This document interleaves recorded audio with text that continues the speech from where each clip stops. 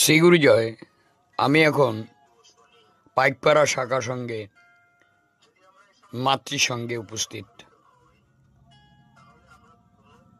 53তম বার্ষিক সম্মেলন 5, 6 ও 7 ফেব্রুয়ারি 2025। অনুষ্ঠানের আজ দ্বিতীয় দিন মাতৃসঙ্গ। হাতে আমরা একটু ধৈর্য ধরে বসবো। এখন ট্রান্সপোর্ট কমিউনিকেশন অনেক ইজি হয়ে গেছে, মায়েরা উঠবেন না। আমরা 5:30টায় শান্তি দেওয়া শুরু করবো। আজ থেকে না, আমি জবের থেকে এই পাইকপাড়া আশা ধরেছি, তাও কম বৎসর না, খালি গত বছরই আসতে পারিনি। গুরুদেব এত সুন্দর মাথায় আশীর্বাদ দিয়েছে যে তার পরিচালনা অপূর্ব।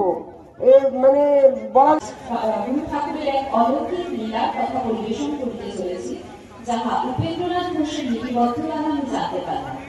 এই পাঠ করার সময় আচার্য মধ্যে হয় আমি অগ্নি হওয়া ব্যক্তি। অলৌকিক উপেন্দ্রনাথ ঘোষ। অপর রবিবার প্রাতঃকালে পেটি ব্রহ্মচারী খবর দিল, আজ যেন আশ্রমে কি হবে, খুব ভোগের আয়োজন। ভারতবর্ষ সহ পৃথিবীর যে কোনো প্রান্তের মানুষের সঙ্গে আমরা সহজেই পরিচিত হতে পারি। তাই তো ভক্ত বৎসল শ্রী ঠাকুর কত সুন্দর সহজভাবে আমাদের প্রতিটি শিষ্য শিষ্যাকে এক সূত্রে বেঁধে রাখার কি সুন্দর ব্যবস্থাই না করলেন। তাই তো বলি, নববিধানে বিশ্বাসীদের ভয়ের কোনো কারণ নেই। শ্রী গুরুজয়, শ্রী গুরুজয়।